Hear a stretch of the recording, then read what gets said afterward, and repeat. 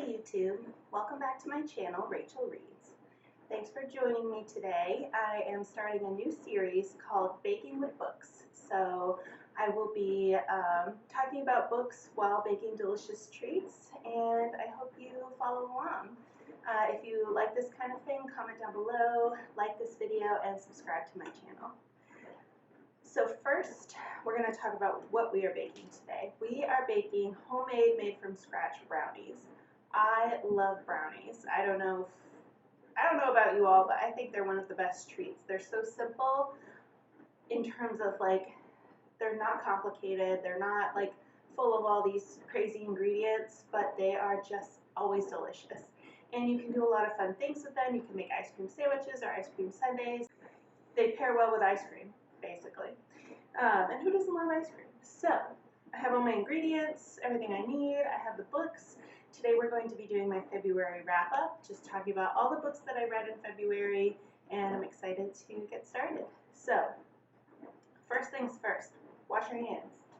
Always wash your hands before you start cooking.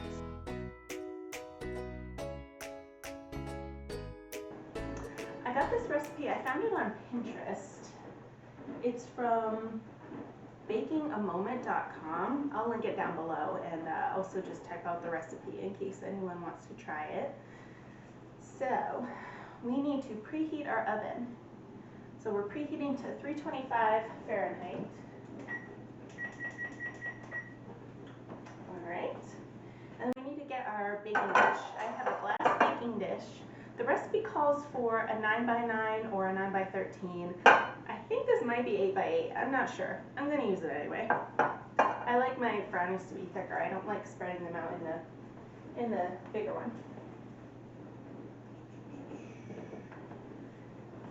It says to spray it with cooking spray and then line it with parchment paper. I never know why I need to do both, but who am I to argue? Okay. Parchment paper.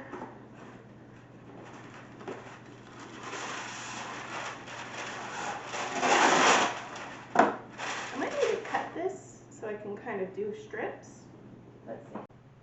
Okay, so I did cut the parchment paper. It's just not gonna be great until I get the batter in there and I can hold it in place. But if there's a different angle on the camera, I apologize. I did have to.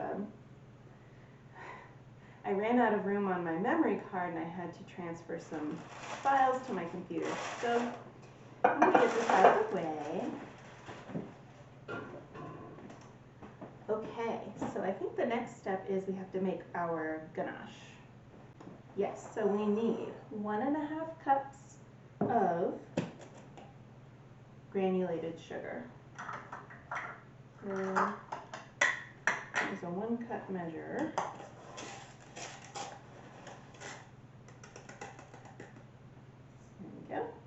And now we need 1/2 cup. It's important when you're baking to use exact measurements. Otherwise it comes out bad. Alright.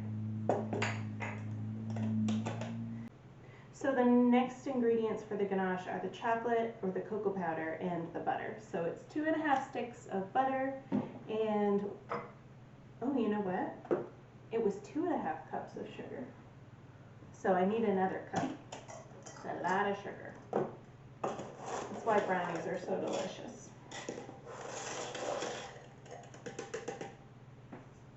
There. Now it's 1.5 cups of the cocoa powder and 2.5 sticks of butter, or 1.25 cups. So while I am measuring that out, let's talk about some of the books that I read this month. So I did read a romance trilogy this month. It was the remind me, I don't know what I'm doing apparently. There we go. It was the Reluctant Royals series by Alyssa Cole. So the first one is A Princess in Theory. The second one is A Duke by Default, and the third one is A Prince on Paper. So I really liked them. I thought they were cute. I thought they were fun. They were good romance, very steamy. So yeah, I was a big fan, and and now my sister's gonna borrow them, and I think she'll like them too. So, all right, so far we have 1 cup, so we need 2 more scoops. I think what I liked about the Reluctant Royal series is, well, I thought the relationships, with the exception of one, I thought the relationships were pretty good. In general, I tend to like when relationships are very much represented as being communicative, because a lot of times in romance I feel like there's always a problem that is based solely on a miscommunication, and I don't feel like these books did that. I mean, you know, there are oftentimes, I mean, they had problems in the books, you know, the relationships would go through some sort of issue that they had to work through, but it wasn't ever really based on communication. It was usually based on like, we have communicated about this, we don't want the same things. Again, with the exception of one, there is one relationship in this trilogy that the sole problem is that it's based on a complete lie for the first half of the book. And then moving forward, you know, more issues come up, but they work through them and it ends up a happy ending, of course, but I did still like them. So now that my hands are extremely buttery, I'm going to wash them off real quick. Okay, so these are the Ganache ingredients: butter, cocoa, and sugar. And I'm supposed to microwave in 1 minute increments. So we'll see how that goes. I don't want it to explode.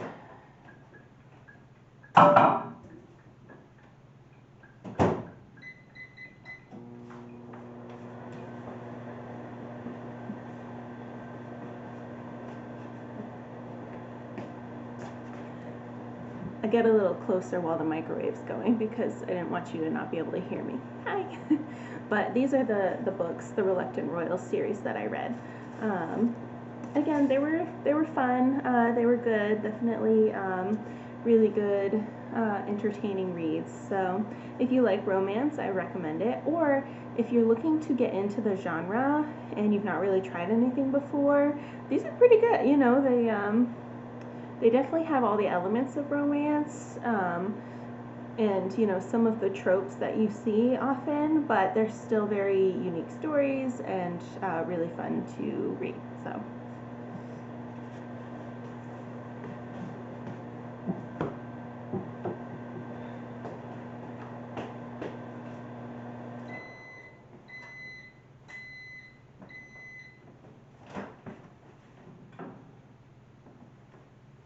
Okay, and this is after 1 minute. It says to stir. I'll get my wooden spoon, stir it up. Ooh, nice. I love chocolate. I don't know what I would do if I was allergic. I feel really bad for those people.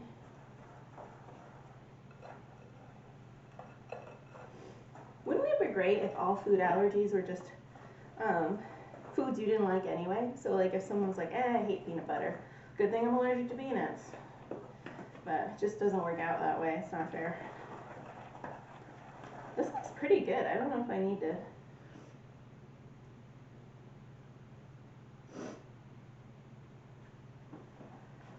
So I think it needs a little more time. I'm going to put it in again.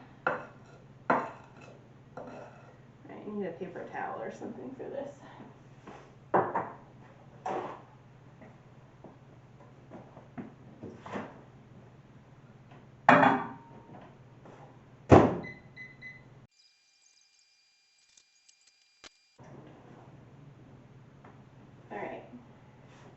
Okay, this is looking more like Ganache. I think I'm actually going to get a whisk for this. I got these new rainbow whisks the other day. They're so cute.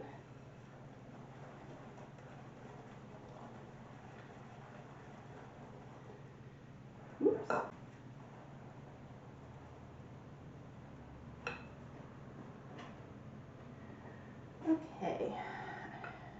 I think I'm gonna try maybe for another 30 seconds because I want it to be really smooth. So I don't want it to be like granular, like I want the sugar and butter to be all melted together. Okay, the next book I'm going to talk about is, it was an audiobook that I listened to. It's called Milltown, Reckoning with What Remains.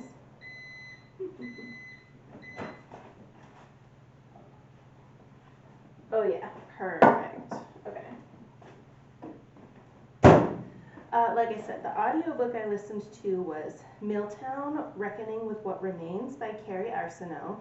And it's about my hometown, or like a couple of towns surrounding my hometown that's, you know, based in Western Maine. There's a paper mill there that, you know, really functioned as the main, you know, economic hub of the region. But also, of course, in the paper making process, there's a lot of pollution, and it causes a lot of problems in that way, not just polluting the environment, but you know, causing illness and things like that. So it was a really interesting book.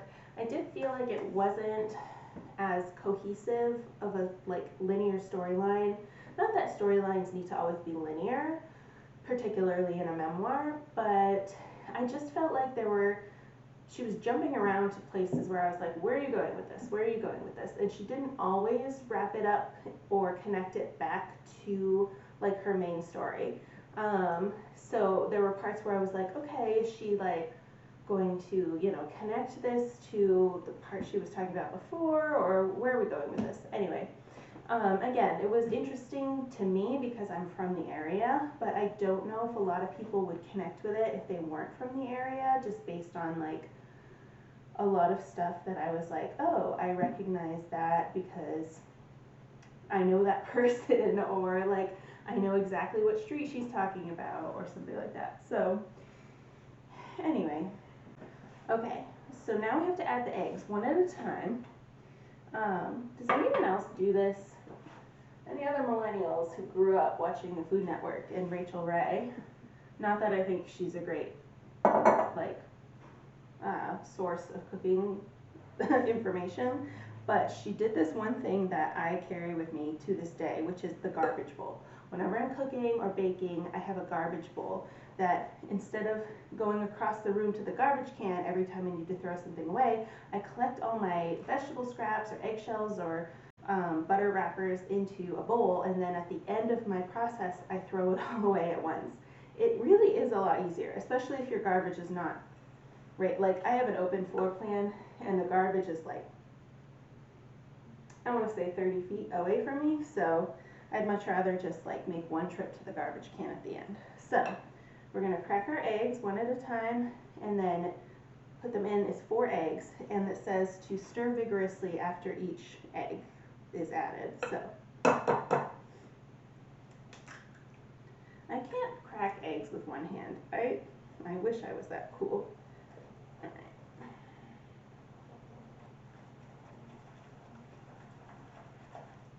Second egg.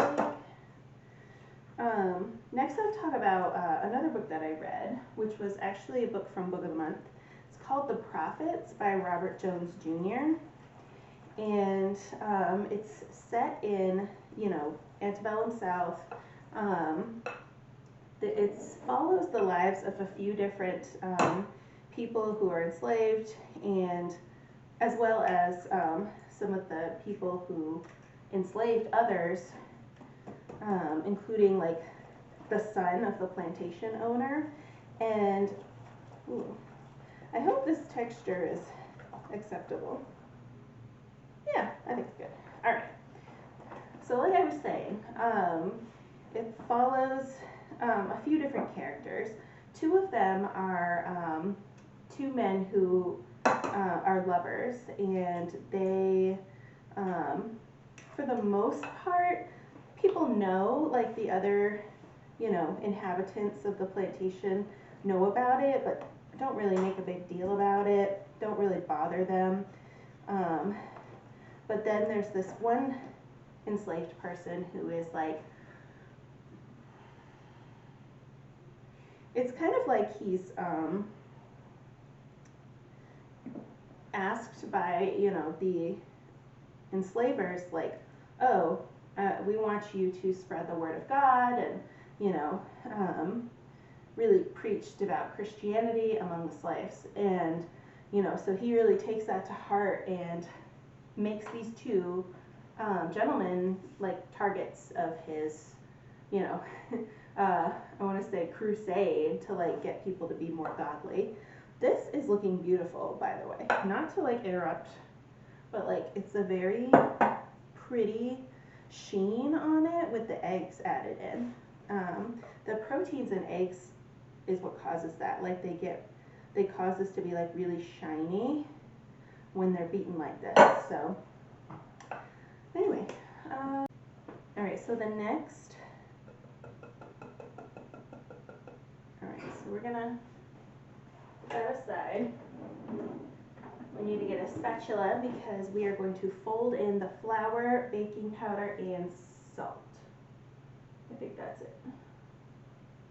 Okay. First I want to just get it ready. All right. So flour I need just 1 cup. These are going to be really fudgy. They have a lot of sugar and butter, not a lot of flour. So like I said, I need 1 cup of flour. I really liked The Prophets. I thought it was extremely moving and beautifully written, for sure. I did wish there was like one less character. Like, I felt like I wanted to spend more time with certain characters that didn't get a lot of time. And so I feel like if there was like one less character narrative, then it might have like brought it from like a 4-star to a 5-star for me. But I still liked it in general. I thought it was a really good book. Okay. How much baking powder? 2 teaspoons. Wow.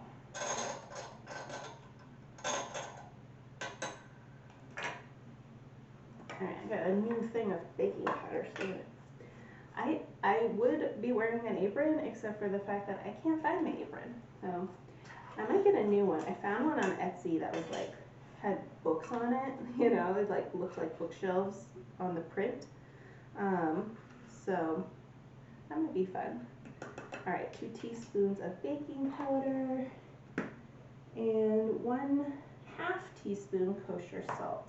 I'm going to use this little, when I got engaged, my best friend got me these little measuring spoons that are shaped like diamond rings. So this is 1/2 teaspoon. And my salt out.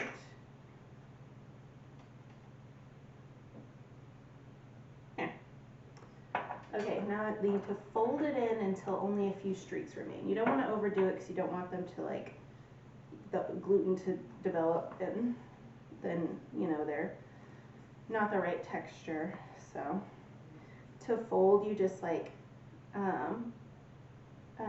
slice through the middle and then like turn it over, and then you spin the bowl. Slice through the middle, turn it over.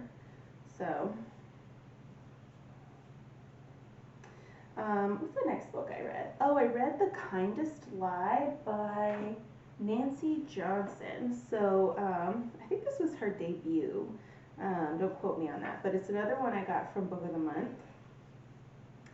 And it's set in 2008 to 2009, just after Barack Obama won the presidency, and up until before his inauguration. But it's set in Iowa, I want to say. The main character, Ruth, she goes back to her hometown to sort of confront her past. Like, she's been living in Chicago. She has a really nice husband. They both have good paying jobs. And she goes back to her hometown, and it's, you know, not really doing well financially. You know, the recession has set in, and people have lost their jobs, the factory jobs are not there, and she's just kind of reckoning with all of that. And then there's another point of view narrator, his name is Midnight, and he's a little white boy, and it just sort of kind of compares and contrasts, you know, shows the similarities and differences with how these black families and white families are dealing with these economic hard times. And I thought it was very cleverly done. It really like encompasses all sorts of different issues with this economic climate. You know, addiction, homelessness, you know, people losing businesses they've owned for decades, police, race, you know, racism, like among people and the police and all of that stuff. So it's definitely worth it. I would say a good read. It's not a light read, so just know that going in. But anyway, so I've folded in my flour, my dry ingredients, and now I just need to add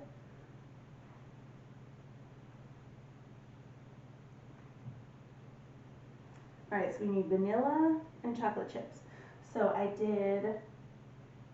it's 1 teaspoon of vanilla extract.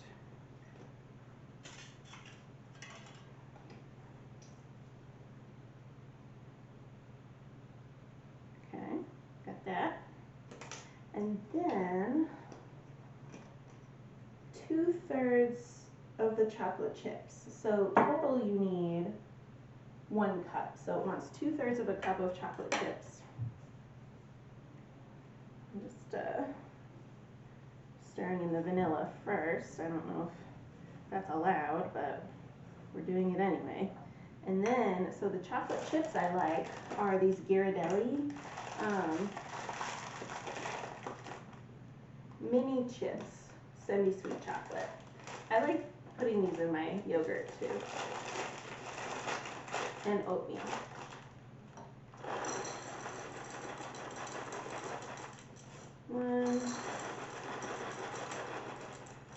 I think I'm going to have just enough. I might not have enough actually. I might need to use some white chocolate chips too. But we're going to fold them in. Again, we don't want to over mix.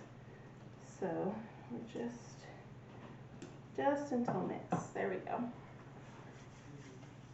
Okay, now it wants me to transfer to the prepared baking sheet. So I have made a mess. Well, let's get this stuff out of the way. I do have this bowl here. I'm going to put all my dirty dishes in. Let's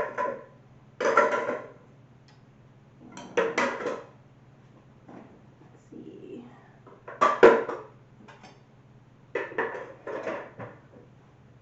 Okay. I'm going to put my garbage bowl over here. And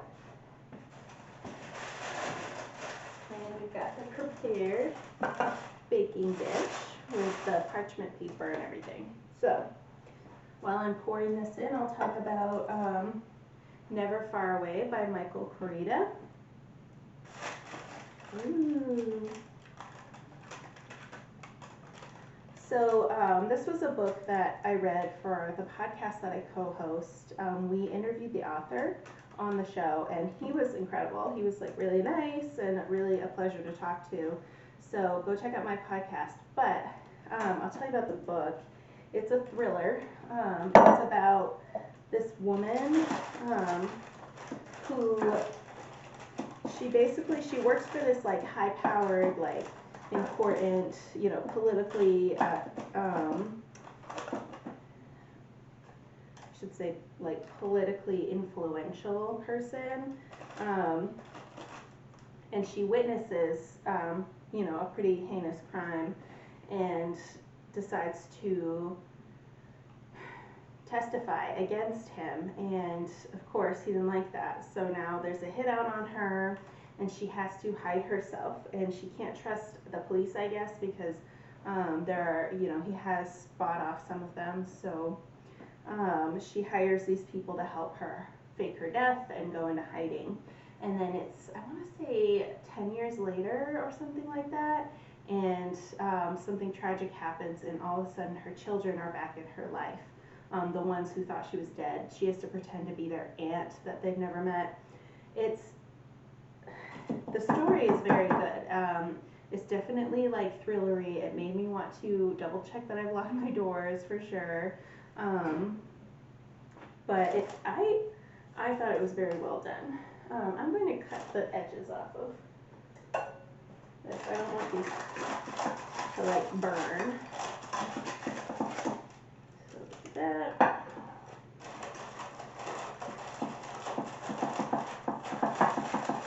And that should be good. Okay, this is in the way, but I'll show you. There, they're in my thing. So the oven's preheated. 30 to 45 minutes. That's quite the range, so we'll check it in 30.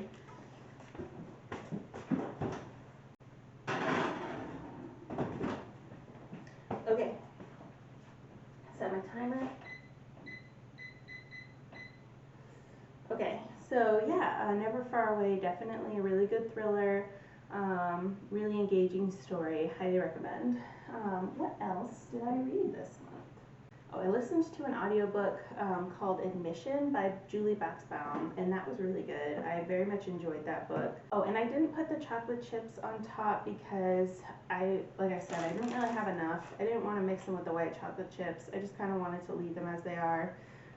But that's definitely part of the recipe. So if you make this recipe and you have enough chocolate chips, if you're prepared, not like me, put them in. But anyway, like I was saying, Admission is really good. It's about a girl who's applying to college, and her mom all of a sudden gets arrested for like college admissions fraud, and then it's about the fallout of that. It kind of goes back and forth between like before when she's applying and then after the aftermath of like her mom getting arrested, and I found it to be really interesting. You definitely like have a lot of anyway, the story goes into an interesting direction, and I thought it was well done. I listened to it in like a day. Yeah, a really enjoyable audiobook. So, and then the last things that I read this month, and I'm gonna wash my hands real quick because I have chocolate on them. So the last things that I read this month were 3 more books that I read in my 24-hour readathon, which if you haven't watched it, I'll try and link it to this video. But it was Graceling, Fire, and Bitter Blue. So these are the first 3 books in the Graceling Realm series, which I thought was just a trilogy. But then this year she published a 4th book in the series called Winterkeep. I'm really looking forward to reading that. I haven't gotten around to it yet, and I wanted to reread these first because it has been a few years since I've read them. I mean, this one came out in 2012. I think I read these in like 2018, so it's only been a few years for me, but still I wanted to get reacquainted with the characters and the world, and I'm just so excited for the 4th one. I'm gonna try and fit it in March, but I have the Tis the Damn Readathon TBR, which is taking up a lot of my time, and I could probably try and fit it in there, but we'll see. Stay tuned anyway. So yeah, I read a total of 9 books, so that was a pretty good month. I mean, it's the shortest month of the year. I did go through a couple of slumps, so you know that makes sense, but I was happy overall with the amount of books I read. I actually read 11 books this month, even better. So January I read 14 books, and then February I read 11 books, so I'm at 25 so far for the year. And that's pretty good in my opinion. I thought it had only been 9, but I miscounted, I guess. So I'm at 11 for the month of February. So I'm proud of myself. I've been keeping up with the reading, and it's been a really good time. So we're gonna wait for the brownies to be done, and then we're gonna cut into them. And yeah, so I'll check back with you all in 30 to 45 minutes. Alright folks, we did it. They're done. The toothpick came out clean. It took an hour and 15 minutes, so keep that in mind. Probably if I had used the big pan, it wouldn't have taken as long because thinner and just cook up faster. So just keep that in mind. It's also, it cooks them at a really low temperature, I think, because they worry about burning them, of course. So anyway, we have to let them cool. Once they're cool, we can take them out and cut them up and give them a taste. Okay, the brownies have cooled a little bit. They're really not ready to cut into totally, but I was able to cut off a little piece to try, so. Yum. This came out very good, very fudgy, delicious. And that was this episode of Baking with Books. So we had brownies and a whole stack of books. So thanks for joining me, and I hope to see you next time. Remember to like and subscribe. Bye.